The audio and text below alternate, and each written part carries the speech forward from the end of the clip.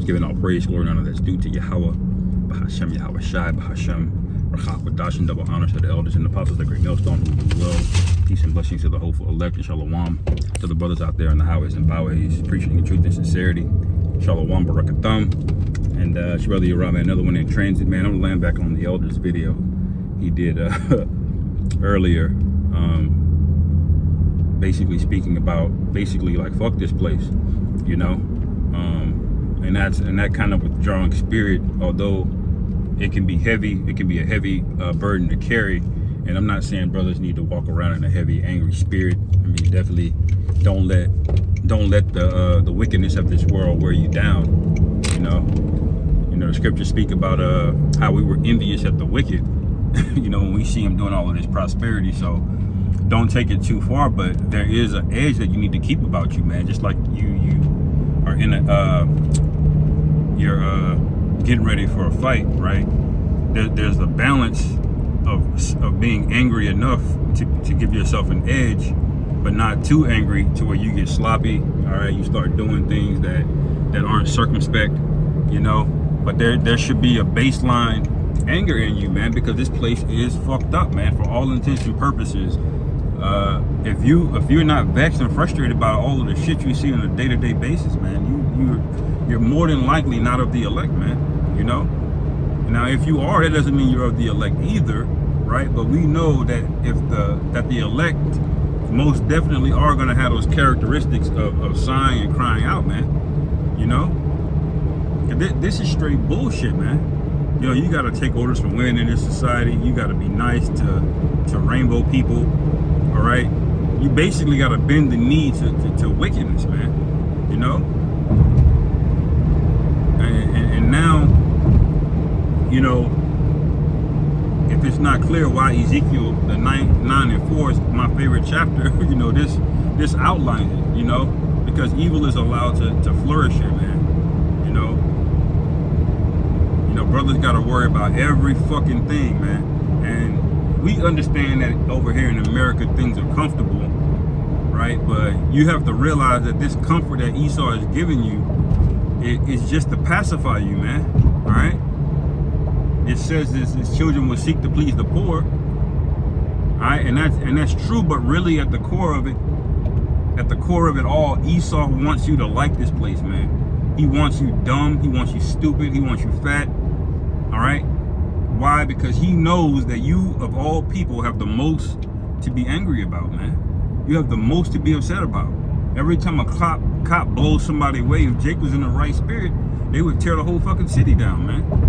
But no, they only do it ever so often, and it's usually when these Edomites are funding it, man. Like when that nigga George Floyd, all right, when he died, that was strategic, man. Because how many other killings did Esau do, and they did not yield anywhere close to that amount of protest? So those things are manufactured, all right. But that's also a scary thing, because you can see how these Edomite news personalities, how they react to it. You can see the fear. They are afraid when they see Jake in there.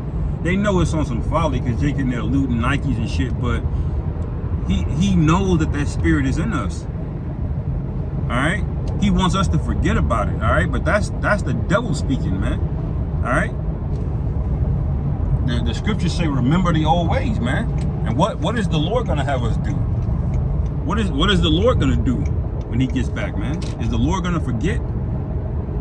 Hell no, man. All right, and we're not to forget either, man. We're not to let our anger get the best of us, to be clear. All right, but there should be a baseline anger in you, man, because this place is fucking wicked, man. You got to deal with bullshit everywhere, even in brothers in the truth that know that they're Israelites. You have folly and nonsense going on, man. You know, we're ready for this place to fucking end, man.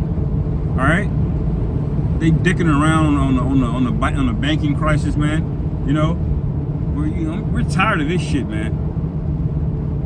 I'm gonna be pissed the fuck off if June come and the Fed has not pushed out this Fed Now system, man. You know, because you know we're ready to get out of here, man. As the scriptures say in Habakkuk, man, though it tarry, wait for it, it will surely come. You know, And that's an important thing to keep in mind, because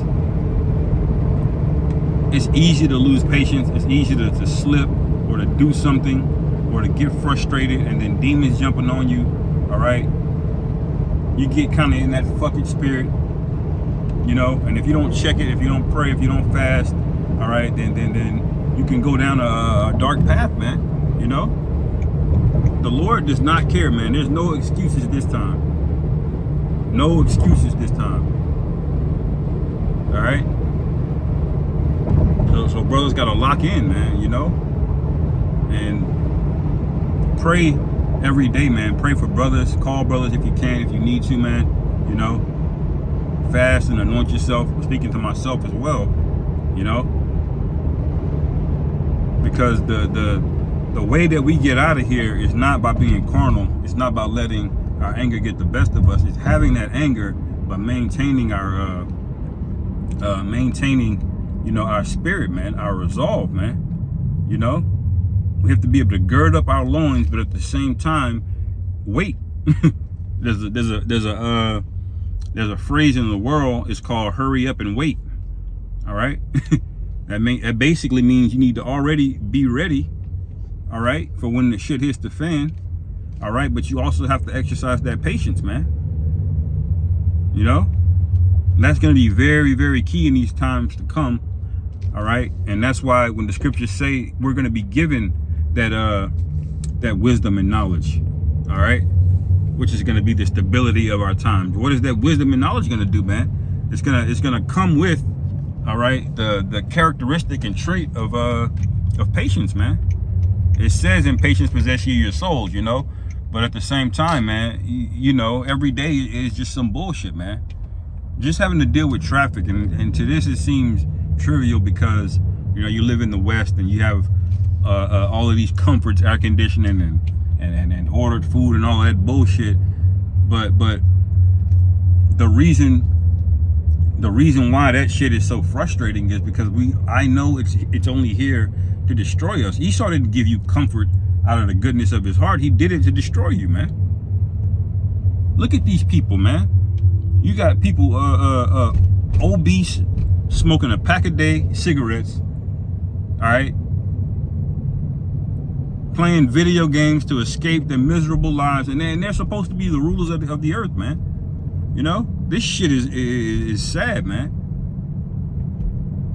It really is, you know. So this comfort shit don't mean nothing, man.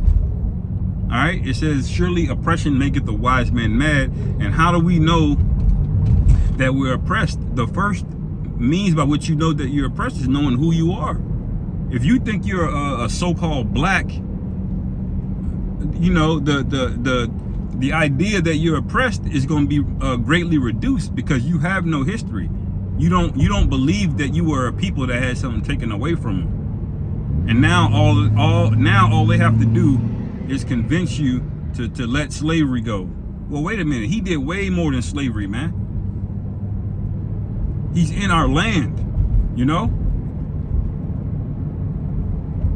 There's a whole list of atrocities this guy has to pay for, and because we're the kings of the earth, we're the stewards of the earth, all right. That means all of the pollution and the fucked up shit he's doing around the earth is our responsibility. So Esau, he's got to get cleaned up, man. All right, and the longer you're in that weak ass spirit of wanting to stay here and prolong this place, the longer it's gonna fucking take, man. You know, hastening the day of the Lord of Yahweh Bashim Yahweh Shai needs to be a priority, man. And at the forefront of your mind, it needs to be the way that you think. All right, you know. So that's all I wanted to say on that. Lord's willing, this was edifying. Call hello Yahweh Bashim Yahweh Shai. Shemra Chakwadash. Wa Abba Shalom.